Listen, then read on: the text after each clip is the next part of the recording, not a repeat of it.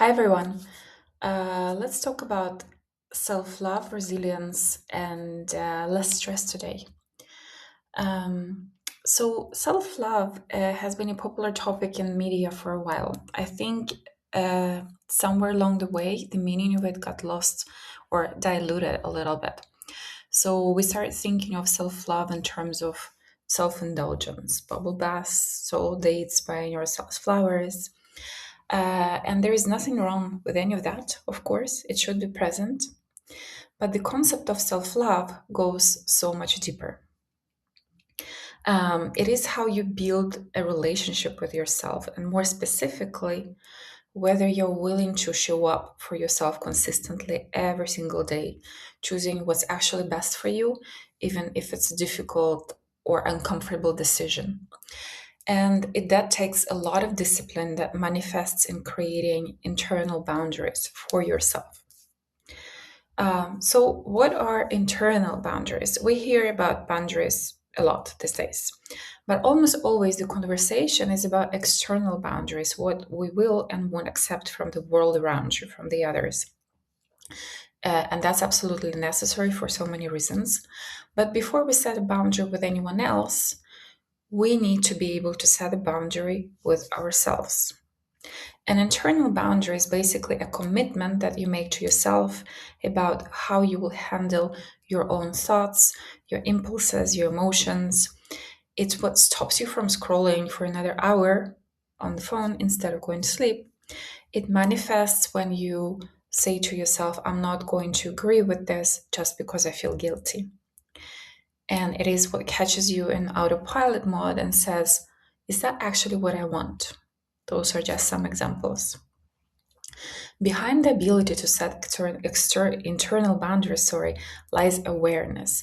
And without it, there is no pause between what you feel and what you do. It's not a real choice, but reacting. I know that manage your impulses sounds like a very generic advice, but the science behind it is actually quite remarkable. There is a study, it's called Dunedin study, led by psychologists Terry Moffat and Aishalom Kasperi. They followed a thousand people from birth to adulthood and about 40 years of data, imagine. And what they found is that childhood self control predicted just about everything that you can think of: physical health, financial stability, substance use, criminal behavior later in life. And these effects showed up across the entire spectrum, meaning that at every single level of self control, there was a step change in outcome. So even a little self control showed a positive outcome. It didn't matter how smart you were or what family background looked like. Even between siblings growing up in the same house, one with less self control and uh, the other with more self control, the one with less had worse life outcomes. William Hoffman and his team looked at whether people with high self control were actually happy. And it turned out that such people reported high life satisfaction and better emotional well being. And the reason for that was that they experienced less internal conflict between I want this and I shouldn't do this. So they live without less friction. And then research across 4 different countries backed this up too. Self control was consistently linked to lower daily stress. Um, so, why this is about autonomy more than anything, uh, internal boundaries, that is. There is a framework in psychology that's called self determination theory, and it says that human being has three core psychological needs: autonomy, competence, and relatedness. Autonomy is about expressing your actions as your own, feeling like you're moving through life based on your values and not based on pressure or habit or whatever emotion happens to be loudest in that moment. So, internal boundaries are what protect that sense of autonomy. They're the mechanisms that helps you to act from your values instead of your impulse. And there is a major meta-analysis from 2024, quite recently, that confirmed it. So autonomy satisfaction is strongly linked to intrinsic motivation, well-being, and performance across all kind of um, life areas. Um, there is another concept in psychology that's called person-environment fit, and it's basically how well your preferences and your values line up with your actual circumstances. And when the fit is good, you do well. When it's off, it leads to chronic stress and eventually a burnout. So the same principle can be applied to the idea of internal boundaries, and we can call it boundary fit. That would be an alignment between what you say matters and how you actually behave. uh, if you say rest or health matters but you never rest, if you say honesty is your core value but you keep agreeing to things that you resent, there is a gap between your values and your action that leads to misalignment in your life and a lot of stress, and again eventually a burnout. Um, so the research from 2024 found exactly this. When people's values and preferences did not match their actual behavior and environment, they experienced more emotional exhaustion, more stress, worse mental health outcomes. And on the opposite side, people who successfully aligned their boundary preferences, boundaries with their real behavior felt more in control and more psychologically safe. So boundary fit, living in alignment with what you've committed to internally, closes that gap between what you say and how you actually show up. I've mentioned values and boundaries many times. So your values are your what, and your boundaries are your how. Values without boundaries are just the ideas, and boundaries without values are just random rules. So the two need each other. So your values tell you what matters: presence, honesty, health, creativity, connection, freedom, whatever it is for you. And your internal boundaries are how you actually live this out. If your value is health, for example, your boundary might be if I don't check email after 9. If your value is honesty, it might sound like I don't say yes to things that I thought that I will end up resenting. When a boundary is rooted in core value, you're more likely to follow through on it. It doesn't feel like deprivation, it feels like self respect. And every single time you honor that boundary, you're keeping a promise to yourself. You're reinforcing your own identity and you're building integrity, not in this abstract moral sense, but in a structural sense. So you're becoming a whole person. Following through on your internal boundaries, which are aligned with your core value, reduces decision fatigue. There is a whole body of research on this, on ego depletion and the idea of self regulation that draws on a limited cognitive resource.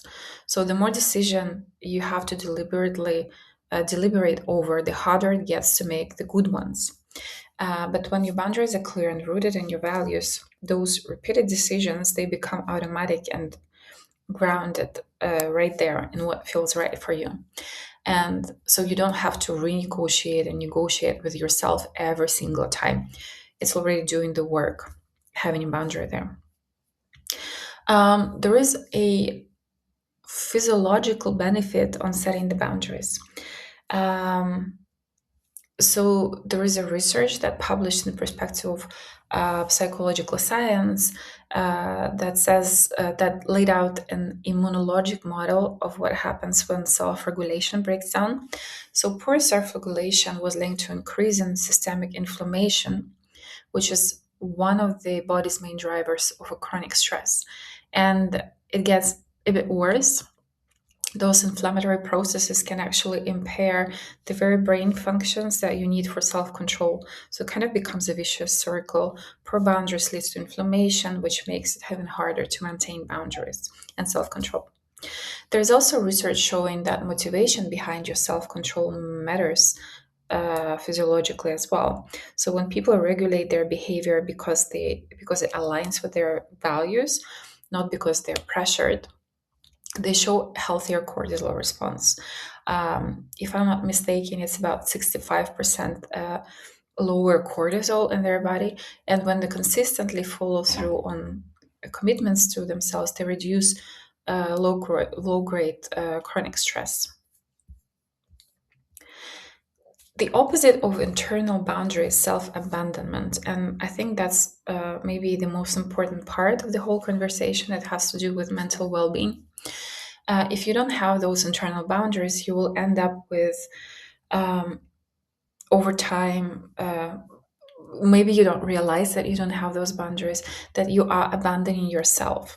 It's the pattern of chronically suppressing your own needs, your feelings, your desires, just to avoid conflicts or stay connected, uh, superficially connected with someone else. And for most people, this pattern already starts in childhood. It develops as a survival strategy, again, like many other patterns, in families where you were not. That where it wasn't safe to communicate emotional needs. Maybe you were dismissed, or maybe you were even punished for that. And over time, it becomes an automatic response to suppress your own emotional needs and prioritize others. The consequences of that behavior are very present. So it's low self-esteem, it's emotional dysregulation, anxiety, chronic exhaustion, etc., etc. So every time you cross your own boundary without saying anything, you override your own needs. So being uh, strict with yourself uh, and setting those boundaries is a solution to that. Uh, they give you initial cognitive filtering, the ability to notice your thoughts or an impulse without automatically acting on it. It gives you the impulse control, not through like grinding it, but through conscious redirection of your behaviors. And they give you something that's hard to name, but it's easy to feel: wholeness, being the whole person, being present, because you're not longer breaking yourself into pieces to fit everyone else's needs. So having or and practicing boundaries is not that glamorous. You don't see on social media posts that are celebrating the time when people are sitting with their hard feelings instead of numbing them by scrolling or by doing risky sports. But those moments build uh, build you build a relationship with yourself that you can actually rely on. Those moments is where self-love stops being a hashtag on social media and becomes an actual practice. People who manage to hold themselves to their own standards, who align their behavior to their own values, who protect their own autonomy are healthier, happier, and more resilient. So self-love at its core is not about how you treat yourself to nice things. It's about how you govern yourself. Um, I hope you find it interesting.